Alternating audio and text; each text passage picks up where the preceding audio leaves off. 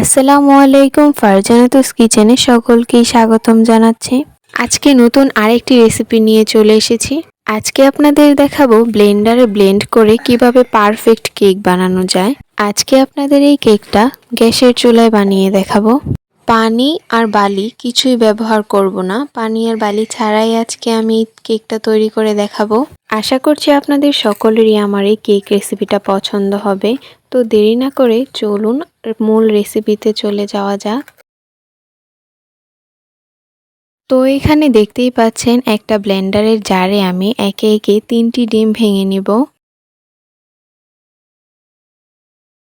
এবার দিয়ে দিব হাফ কাপ চিনি। চিনিটা আপনারা আপনাদের অনুযায়ী ব্যবহার করতে পারেন। এরপর দিয়ে দিব 1/3 কাপ পরিমাণ কুকিং অয়েল। এখানে আমি সয়াবিন তেলটা দিয়েছি। এবার আমি সবগুলো উপকরণ 2 থেকে 3 মিনিট ব্লেন্ড করে নিব। ফিরে এলাম সবগুলো উপকরণ ব্লেন্ড করার পর।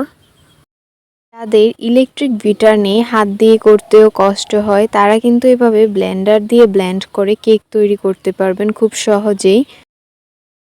এবার একটি বাটিতে এই উপকরণগুলো আমি ঢেলে নেব। এবার এখানে দিয়ে দিব শুকনো উপকরণগুলো। শুকনো উপকরণের মধ্যে আমি প্রথমেই দিয়ে দিলাম 1 কাপ ময়দা। ময়দাটা দিয়ে এবার চেলে নিব। এবার দিয়ে দিব লবণ, দিয়ে দিব 2 চামচ গুঁড়া দুধ। এবার শুকনো উপকরণ দেওয়া শেষে ব্যাটারটার সাথে শুকনো উপকরণ ভালো করে মিক্স করে নিব। আমার চ্যানেলে আরেকটি কেক রেসিপি রয়েছে কিভাবে হাত দিয়ে বিট করে মাটির চুলায় কেক তৈরি করা যায়। আপনারা চাইলে দেখতে পারেন, ডেসক্রিপশনে আমি লিংকটি দিয়ে দিব। এবার এখানে দিয়ে দিব 1/4 কাপ জাল করা লিকুইড দুধ। দুধটা দিয়ে আবারও ভালো করে একসাথে মিশিয়ে নিব সবগুলো উপকরণগুলো। আপনারা যারা আমার চ্যানেলটিকে সাবস্ক্রাইব করেনি অবশ্যই আমার চ্যানেলটিকে সাবস্ক্রাইব করে দিবেন। তো এখন দেখতেই পাচ্ছেন আমার ব্যাটারটা করা হয়ে গেছে। এবার আমি এখানে দিয়ে দিব 1 চামচ বেকিং পাউডার। এবার দিয়ে দিব ভ্যানিলা এসেন্স। ভ্যানিলা এসেন্সটা দেওয়ার কারণ হলো ডিমের গন্ধটা যে না আসে। আপনারা চাইলে নাও দিতে পারেন। ভ্যানিলা এসেন্স ছাড়া কিন্তু আমার একটি কেক রেসিপি রয়েছে, ডেসক্রিপশনে তার লিংক দিয়ে দিব, আপনারা চাইলে দেখে নিতে পারেন। সবগুলো উপকরণ ভালো করে মিশানো হয়ে গেছে। এবার একপাশে রেখে দিব। এবার যে বাটিতে আমি কেক তৈরি করব সেই বাটিটা নিয়ে নিলাম। এখানে দিয়ে দিলাম 1 চামচ সয়াবিন তেল। তেলটা দিয়ে আমি হাত দিয়ে ভালো করে মিশিয়ে নিব চারপাশে। একটি কাগজ দিয়ে দিব। এখানে আমি কাগজ নিয়েছি, আমরা যে লেখালেখি করে সেই কাগজটা নিয়েছি।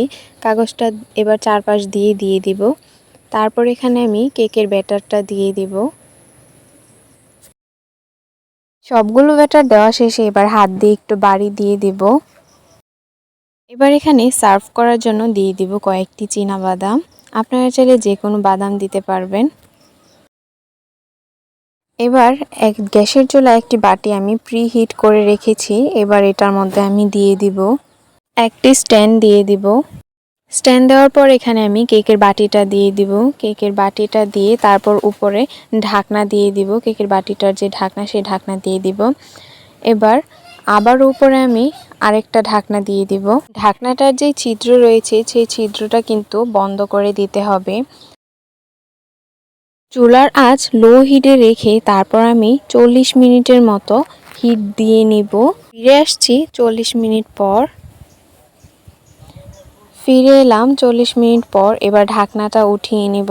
দেখতেই পাচ্ছেন কেকটার কালার কি সুন্দর হয়েছে। এবার একটি কাঠি দিয়ে আমি দেখে নিব যে কেকটা ভালো করে হয়েছে কিনা। কেকটা একদম পারফেক্টভাবে হয়ে গেছে। এবার আমি উঠিয়ে নিব।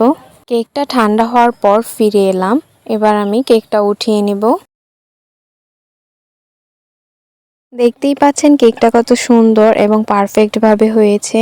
আপনারা যারা নতুন কেক তৈরি করতে যাচ্ছেন তারা কিন্তু এভাবে কেক তৈরি করতে পারেন। দেখতেই পাচ্ছেন আমার কেকটা একদম কত সুন্দর হয়েছে, সফট হয়েছে। দেখাচ্ছি আপনাদের একদম কাছ থেকে। দেখুন কেকটা কত সফট হয়েছে। যারা যারা আমার এই ভিডিওটি দেখেছেন তাদেরকে অসংখ্য ধন্যবাদ। লাইক কমেন্ট শেয়ার করে আমার পাশেই থাকবেন। আপনাদের একটি লাইক কমেন্ট শেয়ারে কিন্তু আমি নতুন নতুন ভিডিও করার জন্য উৎসাহ পাই, তাই অবশ্যই আমাকে সাপোর্ট করবেন। তো দেখা হচ্ছে নতুন কোনো ভিডিওয়ে। সকলে সুস্থ থাকবেন, ভালো থাকবেন। আল্লাহ হাফেজ।